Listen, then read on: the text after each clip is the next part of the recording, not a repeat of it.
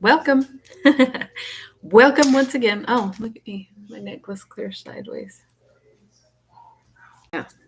I should go spend a minute in front of the mirror before I do these, but I'm always so busy and then I rush in here and sit down and got 50 things going on.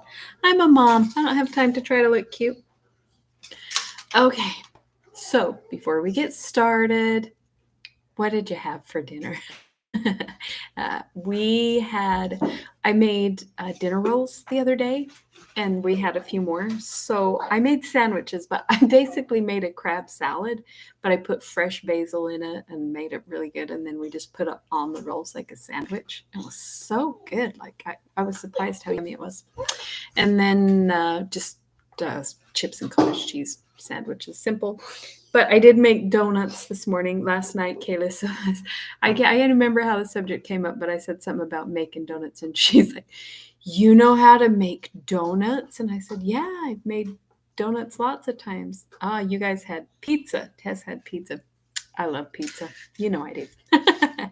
uh, Anyway, she freaked out because I know how to make donuts, and she did not know this thing before because I guess I haven't ever made them for her, which is kind of sad. I used to make them all the time. But she loves them, and she doesn't get donuts very often, right? So we made donuts this morning, and they were really good. Anyway, so we also had yummy donuts. So that was good for dinner. I do have a few things to show off just for fun. I have this, look how sparkly this necklace is. It is so cute to me. It's kind of pink and rose. And then look at the chain. It's little diamonds on the chain. So it's like I'm surprised that I haven't pulled this out for myself and wear it because, I mean, if you know me, I love sparkly stuff. And this looks just like me. So cute. And maybe I will. No, I should put it in my store and sell it. And I have this adorable little mushroom necklace. Look how cute this is. So cute. Love it. And then I have these little turtle earrings, and turtles are kind of a big thing around here because there's actually endangered protected turtles in Florida, right? So it's a big deal. People love turtles. Everybody loves turtles. So I've done quite a few turtle things, but I really like these that they're not, I don't know, that they're kind of like vague silhouette, right? They're not all the detailed. I don't know. It's just kind of a cool concept. So these are really cute. They're kind of big for people who don't like big. I should do on this side, huh? Because there's more light. That way you can see it better. But I mean, they're not terrible, but I like smaller jewelry personally. And then I have this. Now, this is kind of cool because I did some jewelry where I made them just clear and then I painted the back, just trying something different. And that's what I did with this. So I painted it. I wanted it to look like the sunset. So I did like a painted the back rose in the sunset and then put the little charm on it. And that's just, sorry, really pretty. Love it. Okay. I thought I had something else, but I'm kind of guessing that Caden tossed it somewhere. Where's those, what did he do with them? They're gone. There was a little pair, the ones that you said look like candy.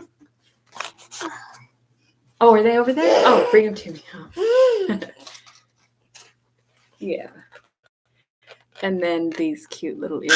So these are clay. They have a little braided clay inside the heart. And then the butterfly charm. Kayla said loves them. She thinks they look like candy inside. She was playing with them. That's where they went. Come here, you. You want to come say hi? Hi. Hi. Oh, you're so precious.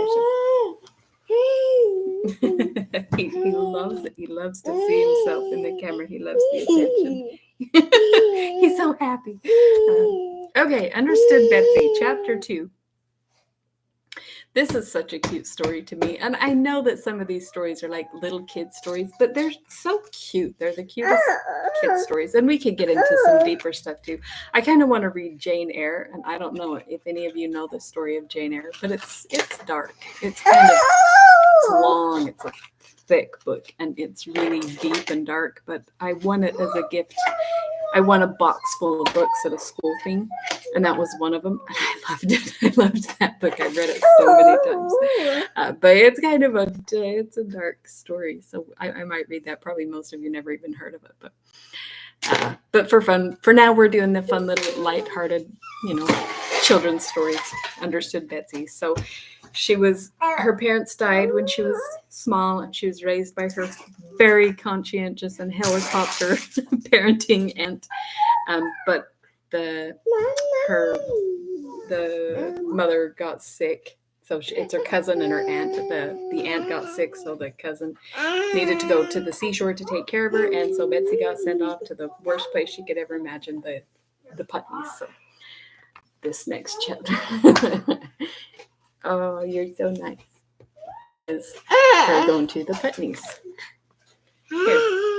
Hi. Oh my goodness. You just want to dump all those out and make a huge mess.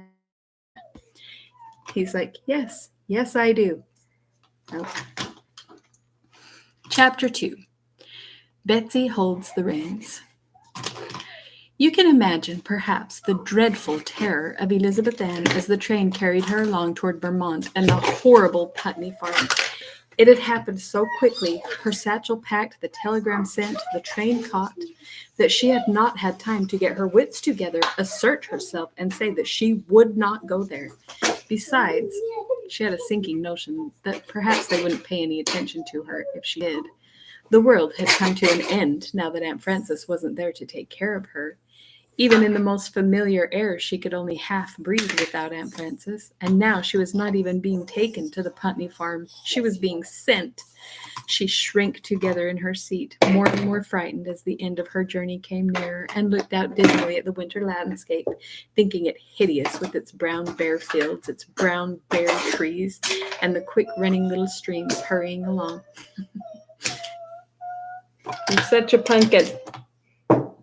You should see the floor around my desk. Oh my goodness. She had heard her elders say about her so many times that she could not stand the cold, that she shivered at the very thought of cold weather. And certainly nothing could look colder than that bleak country into which the train was now slowly making its way. The engine puffed and puffed with great laboring breaths that shook Elizabeth Ann's diaphragm up and down, but the train moved more and more slowly. Elizabeth Ann could feel under her feet how the floor of the car was tipped up as it crept along the steep incline. Pretty stiff grade here, said a passenger to the conductor. You bet, he assented, but Hillsborough is the next station, and that's at the top of the hill. We go down after that to Rutland. He turned to Elizabeth Ann. Say, little girl, didn't your uncle say you were to get off at Hillsborough? You'd better be getting your things together. He's such a handful. I love you. Poor Elizabeth Ann's knees knocked against each other with fear of the strange faces she was to encounter, and when the conductor came to help her get off, he had to carry the white, trembling child as well as her satchel. But there was only one strange face there, not another soul in sight at the little wooden station. A grim-faced old man in a fur cap and heavy coat stood by a lumber wagon. This is her, Mr. Putney, said the conductor, touching his cap, and went back to the train, which went away shrieking for a nearby crossing and setting the echoes ringing from one mountain to another. There was Elizabeth Ann alone with her much-feared great-uncle Henry. He nodded to her and drew out from the bottom of the wagon a warm, large cape. It's okay. Well, that's not any better. A warm, large cape, which he slipped over her shoulders. The women folks were afraid you'd get cold driving, he explained. He then lifted her high to the seat, tossed her satchel into the wagon. Oh, wow. Thanks for the kisses. Oh, my goodness. Oh, do you need a drink? Here you go.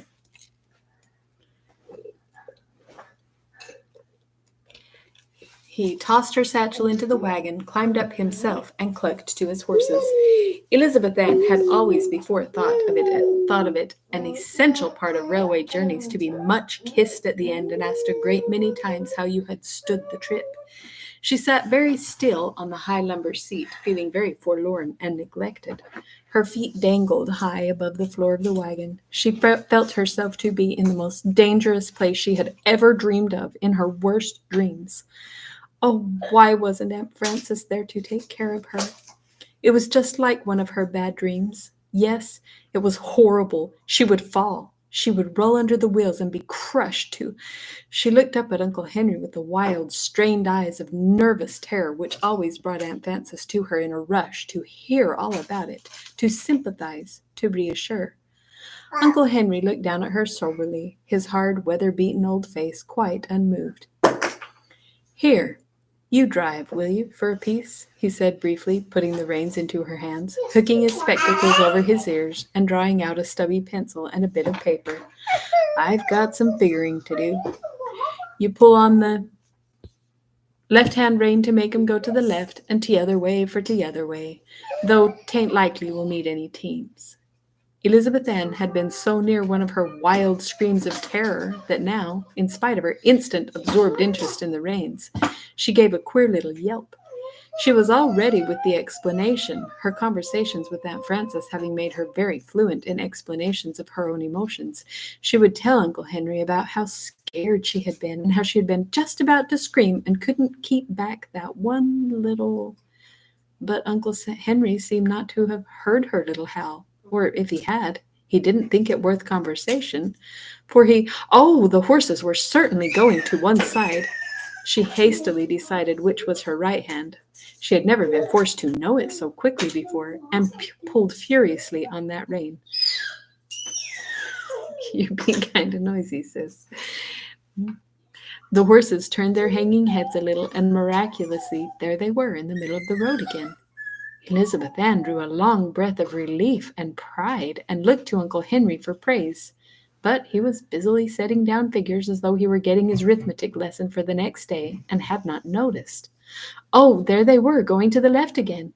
This time, in her flurry, she made a mistake about which hand was which and pulled wildly on the left line. The horses docilely walked off the road into a shallow ditch. The wagon tilted. Help! Why didn't Uncle Henry help? Uncle Henry continued intently figuring on the back of his envelope. Elizabeth Ann, the perspiration starting out on her forehead, pulled on the other line. The horses turned back up this little slope. The wheel grated sickeningly against the wagon box. She was sure they would tip over. But somehow there they were on the road, safe and sound, with Uncle Henry adding up a column of figures. If he only knew, thought the little girl, if he only knew the danger he had been in and how he had been saved. Children are so dramatic. But she must think of some way to remember for sure which her right hand was and avoid that hideous mistake again. And then suddenly something inside Elizabeth Ann's head stirred and moved. It came to her like a clap that she needn't know which was right or left at all if she just pulled the way she wanted them to go. The horses would never know whether it was the right or the left rein. It is possible that what stirred inside her head at that moment was her brain waking up. She was 9 years old, and she was in the third A grade at school, but this was the first time she had ever had a whole thought of her very own. At home, Aunt Frances had always known exactly what she was doing and had helped her over the hard places before she even knew they were there. And at school, her teachers had been carefully trained to think faster than the scholars. Somebody had always been explaining things to Elizabeth Ann so industriously that she had never found out a single thing for herself before. This was a very small discovery, but an original one. Elizabeth Ann was as excited about it as a mother bird over the first egg that hatches. She forgot how afraid she was of Uncle Henry and poured out to him her discovery. "It's not right or left that matters," she ended triumphantly. "It's which way you want to go." Uncle Henry looked at her attentively as she talked, eyeing her sideways over the top of one spectacle glass.